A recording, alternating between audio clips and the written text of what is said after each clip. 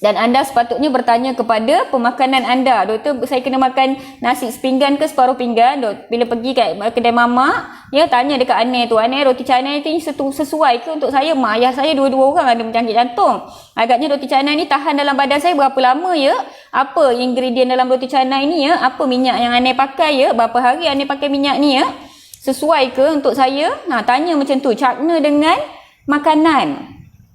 Then we can prevent a lot of diseases. Cakna dengan minuman, cakna dengan kalori, dan tanya diri anda, saya ni dah 2 minggu tak exercise ni, agak-agaknya kalori dalam badan saya hilang ke tidak ya? Berapa lama kalori ni tahan dalam badan saya ya? Saya ni dalam, mak saya 40 tahun dah dapat osteoarthritis. Saya ni dalam malas nak exercise. Agaknya saya dapat osteoarthritis ke tidak? Ya, tolong cakna dengan perkara sebegitu. Lebih daripada anda cakna dengan 0.3 ml yang akan masuk dalam badan anda, yang telah dikaji seluruh dunia oleh saintis bertaraf international, di-approve di dalam in multiple countries, dah diterima oleh more than 20 million people. Dekat Malaysia pun dah dekat 900,000 ataupun maybe dah capai 1 million dah hari ni dan sebagainya. Saya rasa itu adalah cara yang lebih betul ya. Minta maaf kalau suara saya agak nyaring, kalau suara saya agak tak best malam ni. Kalau nak senang jawab kepada pesakit jantung, darah tinggi, kencing manis dan sebagainya, kalau anda ibu bapa saya suruh ambil dalam keluarga saya ada yang masalah jantung, yang dah operate, masih dalam rawatan, masih ada komplikasi jantung. Saya dah register untuk pengambilan vaksin. Saya akan pastikan beliau ambil vaksin. Ada yang ada masalah kencing manis dan kolesterol tinggi pun saya akan pastikan ahli keluarga saya ini akan ambil vaksin COVID-19. Ada yang ada masalah kencing manis kronik dari kecil pun saya akan pastikan dia ambil. Ada juga ahli keluarga saya yang mempunyai masalah gout dan juga tekanan darah tinggi pun saya akan pastikan dia ambil. Ada ahli keluarga saya yang merupakan survivor kanser, dia dah sembuh daripada kanser lebih daripada 2 tahun lebih. Ada darah tinggi dan juga penyakit thyroid, juga saya akan pastikan dia akan ambil vaksin. Saya juga ada ahli keluarga yang mempunyai masalah kencing manis sahaja, saya akan pastikan dia akan ambil vaksin. So kalau kamu nak jawapan mudah, ini adalah jawapan mudah daripada saya. Tetapi saya ada ahli keluarga yang mempunyai masalah autoimun, dengan imun dia memang rendah, masih dalam rawatan. Pesakit autoimun itu tak sesuai untuk ambil vaksin ini buat masa sekarang ya. Saya bakal berjumpa dengan doktor yang rawat dia sendiri untuk buat keputusan. Saya tak boleh buat keputusan untuk pesakit itu walaupun dia ahli keluarga saya. Dan saya juga ada ahli keluarga yang punyai masalah severe allergy, apa yang kita panggil Steven Johnson syndrome. Dia pun saya rasa tak sesuai untuk ambil vaksin ini sebab severe allergy. Walaupun saya rasa dia perlu consult doktor pakar yang nasihat, yang rawat dia juga. Saya rasa belum lagi consult. So allergy yang teruk sampai sesak nafas, sampai masuk ICU, sampai kritikal, membahayakan nyawa, yes, dia tak boleh ambil. Semua keadaan yang lain sebenarnya walaupun allergi yang sikit-sikit, ruam-ruam sikit-sikit, sebenarnya boleh ambil vaksin ini. So saya rasa sesi ini dah menjawab banyak persoalan berkenaan vaksin COVID-19, berkenaan kekeliruan yang berlaku dalam vaksin COVID-19, dan juga sesi live ini sebenarnya melengkapkan video saya yang sebelum ini, iaitu yang jadi sampai 1.7 million view tadi, last saya tengok. Yang saya cerita tentang kematian selepas vaksin, dan sebab tu saya pakai baju biru yang sama juga, sebab dalam video tu pun saya pakai baju biru juga supaya kita tahu part 1 dengan part 2 nanti saya akan labelkan as part 1 dan part 2 So thank you so much kerana bersama dengan saya. So sebelum habis saya nak jawab beberapa soalan. 20 tahun, 26 tahun kalau tak silap hari tu doktor bagi tahu masa live itu adalah satu penipuan ya. Bila saya live hari tu saya ada cakap umur saya 24 tahun.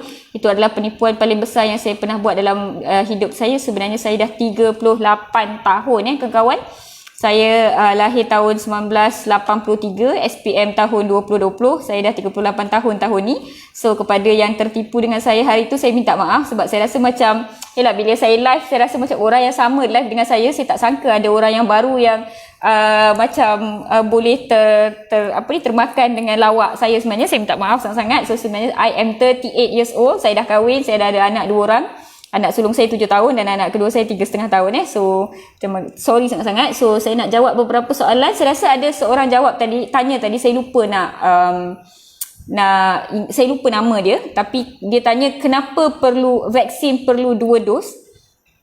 Saya tak boleh, kalau nak jawab dengan pendek, sebab kajian memang dibuat untuk 2 dos dan 2 dos dikatakan mempunyai dibuktikan 2 dos dibuktikan mempunyai tahap yang tertinggi, tahap optimum untuk memberi perlindungan yang tinggi, lebih daripada 90%. Jadi memang perlukan 2 dos. Tapi terima kasih for that question. Saya boleh buat satu live khas untuk terangkan kenapa vaksin COVID-19 ini perlukan 2 dos. Apa berlaku selepas dos pertama, apa berlaku selepas dos kedua, saya boleh buat satu live untuk terangkan secara langsung dengan tuan-tuan dan puan-puan. So you boleh press follow dan set as favourite supaya bila live tu datang anda boleh join dengan saya. Buat pengetahuan semua, saya biasanya live dalam pukul 10 malam dan ke atas. Hari tak tentu sebab saya kerja shift.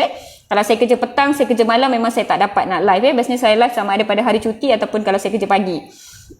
So you all set as favourite, bila-bila saya datang you all boleh join live. Tapi kalau tak sempat nak live pun tak ada masalah, sebab video ni akan ada dekat wall saya all the time. So you all boleh tengok balik. Cuma saya tak benarkan sesiapa untuk download video saya dan upload dekat you all punya channel, you all punya Facebook page masing-masing, apa semua saya tak benarkan. Just click share. Jadi kamu share video saya, yang macam tu saya benarkan. So siapa yang belum share lagi, tolong share. Nanti bila saya scroll komen tu, saya tahu siapa yang share, sebab dia akan keluar dekat atas tu, dia dekat sebelah nama kamu tu dia akan tulis share. So saya tahu siapa yang share, siapa yang tak share. So siapa yang tak share lagi, tolong share dan tolong tag ahli keluarga dan rakan-rakan anda supaya kita dapat kongsi manfaat ini bersama. Julia Juanito, doktor yang ada Hep B boleh ambil vaksin ke? Saya juga ada darah tinggi dan jantung. Saya dah jawab dah, boleh Hep B semua boleh, Hep C. Saya pernah ada thyroid sebelum ni, saya pernah ada typhoid sebelum ni, saya pernah ada dengue sebelum ni. Semua boleh. Doktor, kalau putus urat saraf brachial plexus tangan kanan, boleh ambil vaksin tak?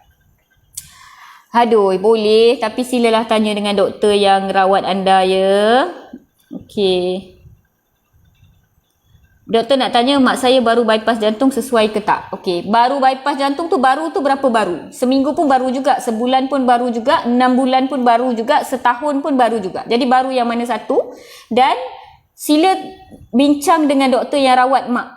Ya, mak akan ada follow up dengan doktor pakar jantung yang bedah tu sampai 2 tahun masih akan follow up dengan endokardiothoracic sampai satu ketika dia akan refer balik pada kardiologi. So masih akan ada doktor pakar yang akan follow up. Bincang dan tanya dengan doktor yang rawat mak. Doktor nak tengok semua masalah kesihatan mak. Anda bagi tahu bypass surgery sahaja.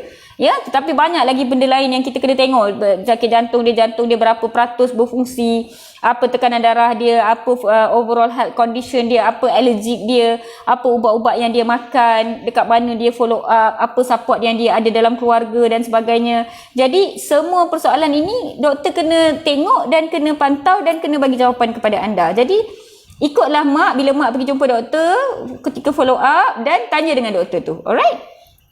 Ada kerja manis boleh ambil ke tak? Tolonglah, saya dah jawab dah dalam Isyah Ramli. Saya akan jawab nanti, jangan message sekarang.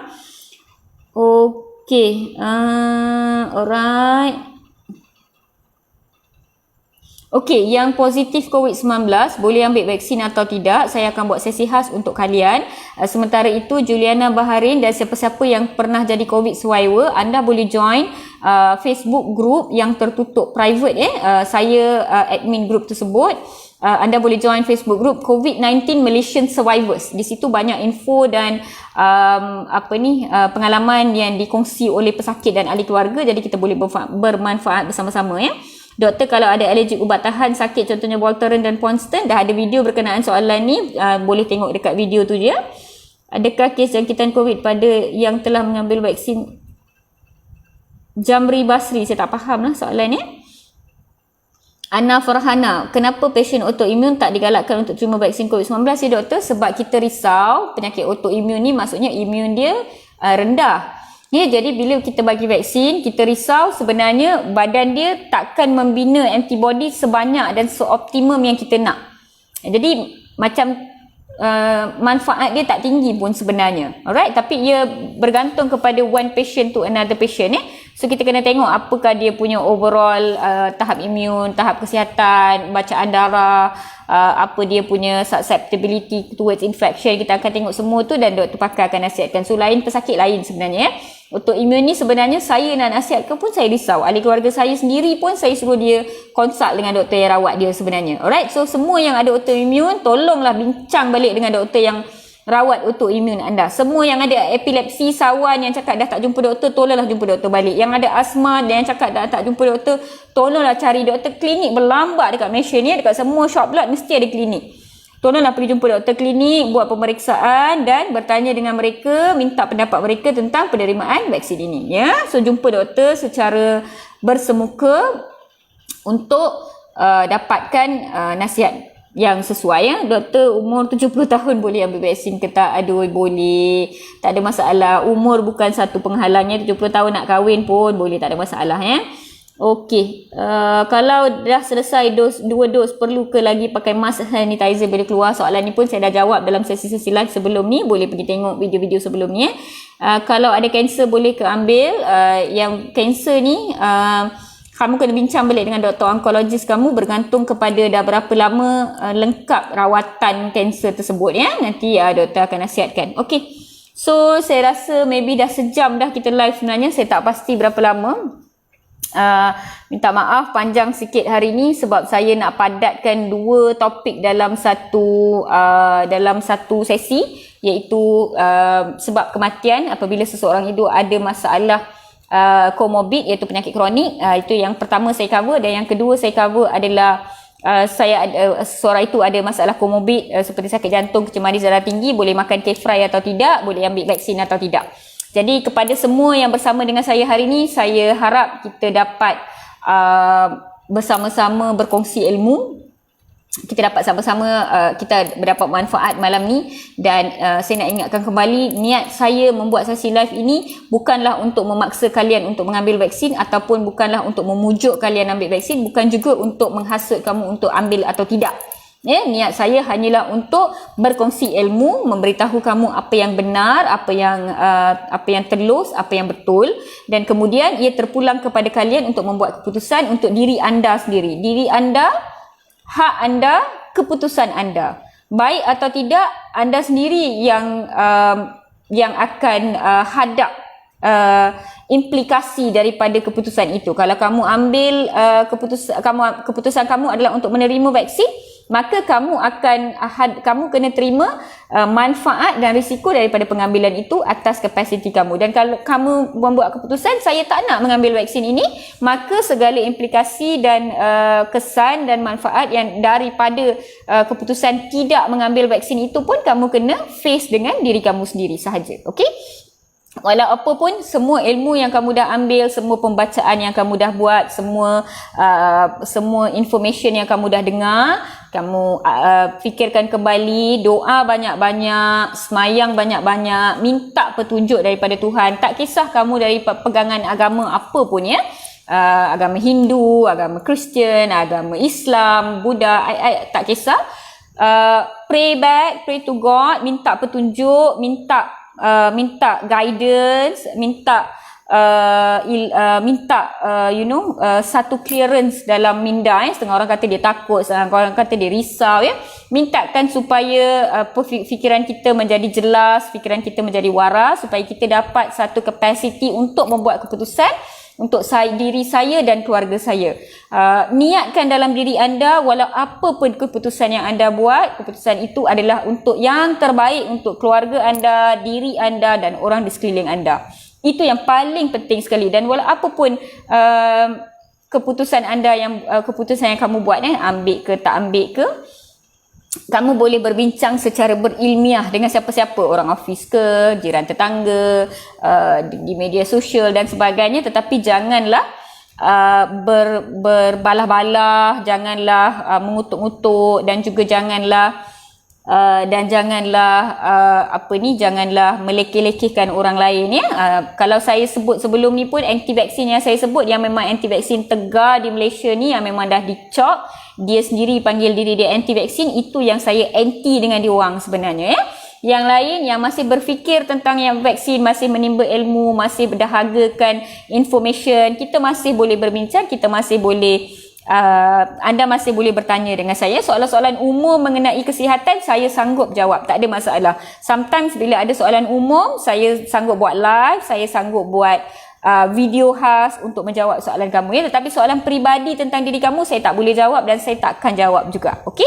So minta maaf kalau ada nada saya yang tak sesuai hari ini, minta maaf kalau ada lawak-lawak saya melampau hari ini. Minta maaf juga kalau saya cuba gunakan nama-nama yang tidak berkaitan dengan siapa-siapa supaya tidak mengguris perasaan atau sesiapa lah ya.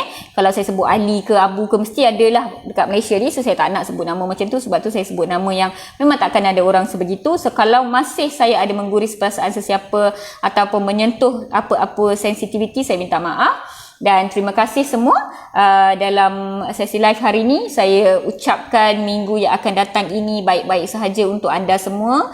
Semoga dalam minggu yang baru ini kalian akan mula berpuasa juga. Selamat berpuasa kepada semua.